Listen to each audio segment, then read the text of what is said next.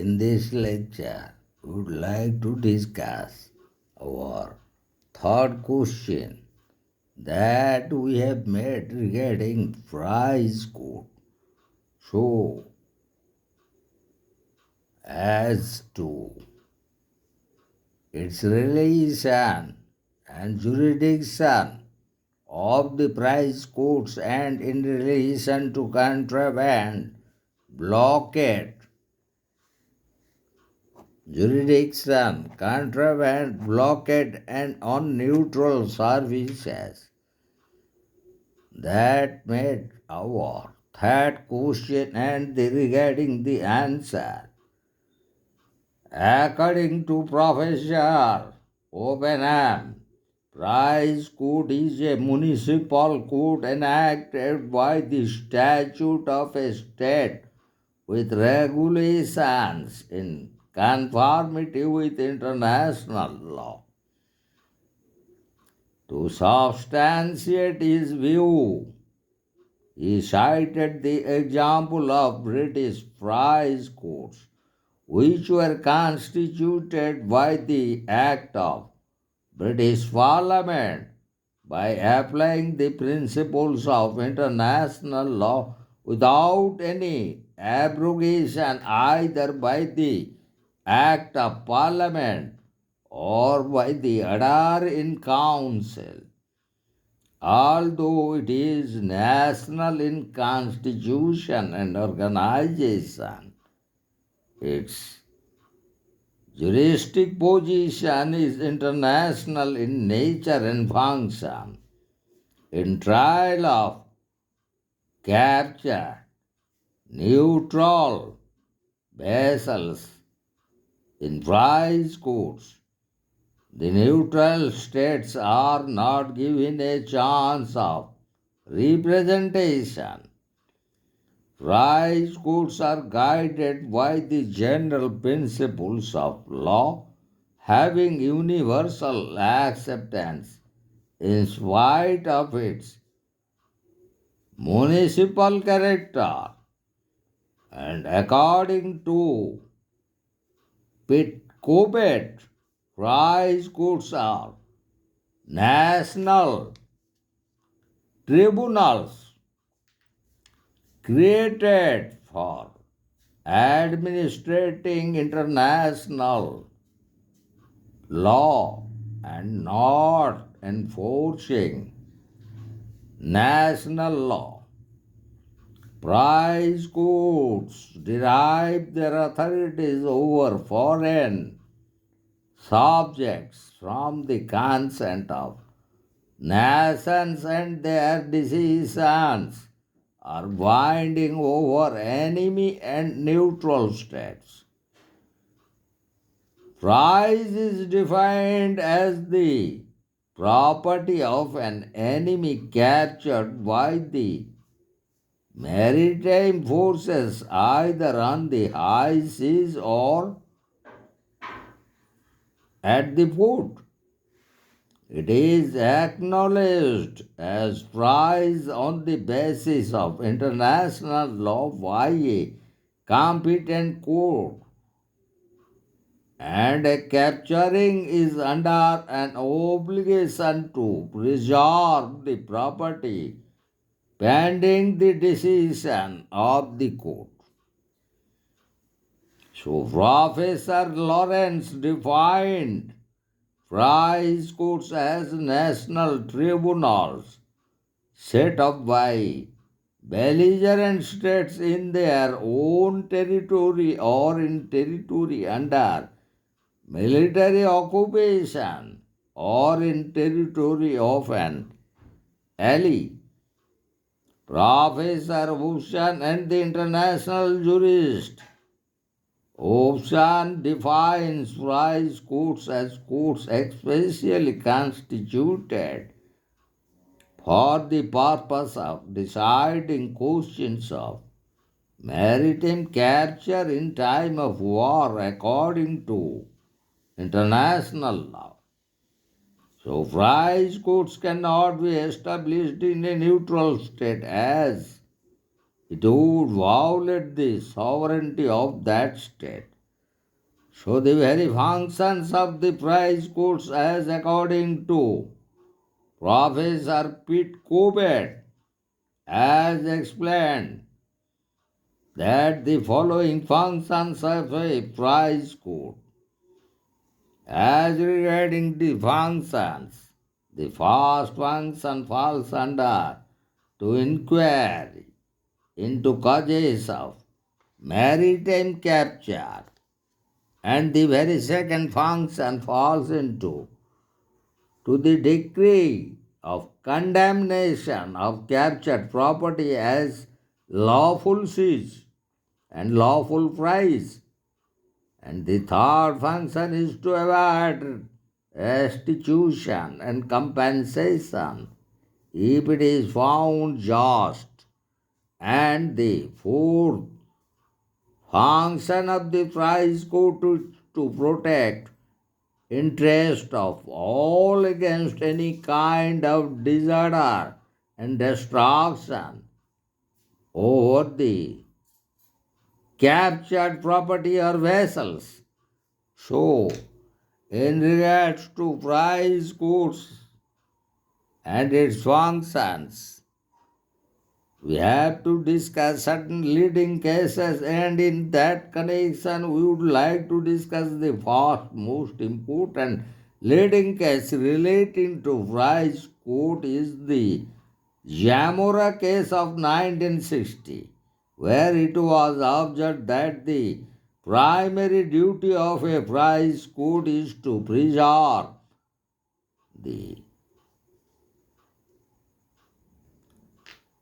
responsibility for delivery to persons who ultimately establish their title.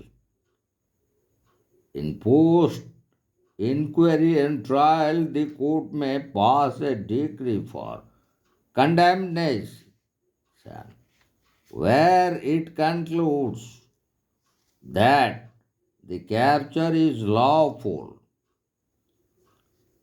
The prisoner pass a decree of restitution along with appropriate compensation, where it concludes that the capture is not lawful price or the property has been sold by the capturing state, or if the property is lost due to the negligence or fault of the capturing state. Regarding the fate of the case,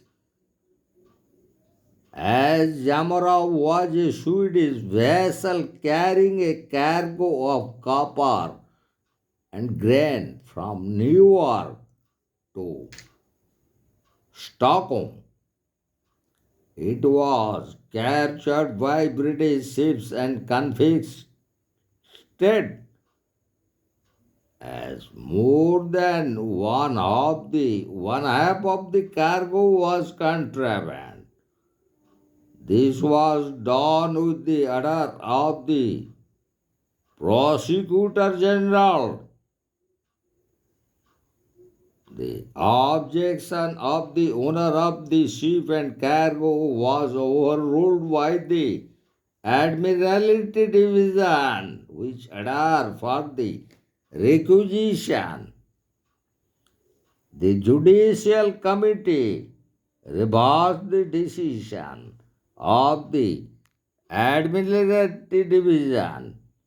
So the question raised regarding for determination of whether an order of confiscation was binding on the price court and whether under the principle of international law the crown has a right to requisition of the vessel and goods in the custody of the prize court pending the decision of the court. The subject matter further was regarding the scope of municipal law and the practice and usages long observed by the civilized nations in their relations towards each other. So, Lord Justice Parker gave monumental judgment, which was the bedrock of the entire case law. With regard to price court, the relation of international law to the English municipal law acts of parliament and the right to requisition to cargo vessels, blockade, etc. So the court decided their preservation for delivery to the persons who ultimately established their title, its soul, and its sale or realization could be allowed under the circumstances where it would be difficult for its preservation or the goods are perishable in their nature. And another important case that we would like to discuss under the price code, that is the Petrov case. And as regarding this particular case, there was shipment of contraband goods from England to Matamoros, a neutral port situated on the Mexican side during American Civil War in the 1918 in the 1816, when it was declared blockade of the Southern Confederacy. In delivering the judgment, there was a clarification on the classification of goods as contraband or not contraband. So the following observations reached in this important leading case: that articles are goods which are primarily or ordinarily used for military purpose in time of war. Articles or goods may be used and could be used for purposes of war or peace according to circumstances, and articles or goods exclusively used for peaceful purposes. So the first one is categorized as absolute contraband, and the second one is categorized as conditional contraband, and the third one as non contraband. So, these are the important two leading cases decided in regard to why the price courts in relation to blockade and contraband. Now we'll go to the unneutral services. So neutral services and hostile services takes direct part in hostilities under the order and control of the agent so placed by enemy government or in exclusive employment by the enemy government or exclusively engaged in transport of enemy troops and the transmission of intelligence for enemy interest. It would be assessed on the grave and serious nature of the services. So, in that connection, we could discuss some of the important leading cases relating to a neutral services. So, the first one is the Orjambo case in American ship. During the war between Great Britain and Holland in 1807, three Dutch military officers and two Dutch civil servants captured by British in service to the enemy liable to condemnation. And another important case is that the friendship case. So the American vessel in 1807 under contract with the French government transporting French military officers and marines was condemned. And another important leading case relating to neutral services is the Atlanta case where transmission of intelligence to Paris hidden in a tea chest by British government.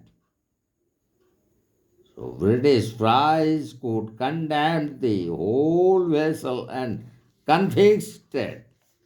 So another important leading case in relating to a neutral service is the affair of the Torrent, where during American Civil War, Mason and Slade, two passengers, were envoys of the South Confederacy, captured, and the United States of America declared condemnation.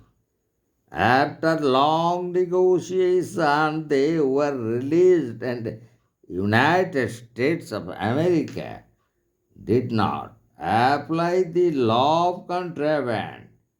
And another important leading case that we would like to discuss under a neutral services is the SS China case, American mail and passenger ship between Shanghai and American ports. The British ship captured and removed the passengers who were mostly German, Austrian, and Turk on the ground of prisoners of war. So, Article 47 of the London Declaration of 1909 allowed capture of persons of Navy and Army only. British authorities argued they were being carried for subversive activities and in between United States of America entered war and they were released.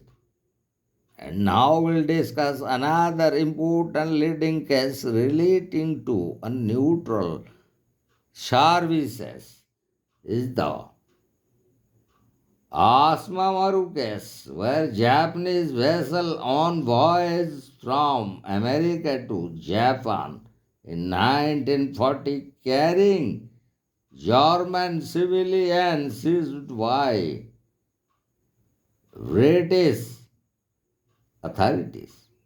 The Japanese government claimed that they were civilians, so the detention was wrong.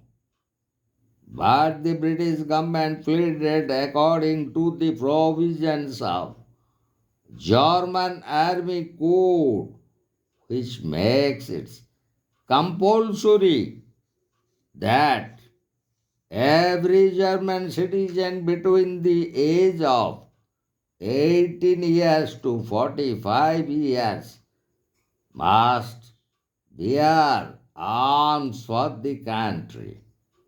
From the captured 21 German civilians, only 9 were released by the then British government.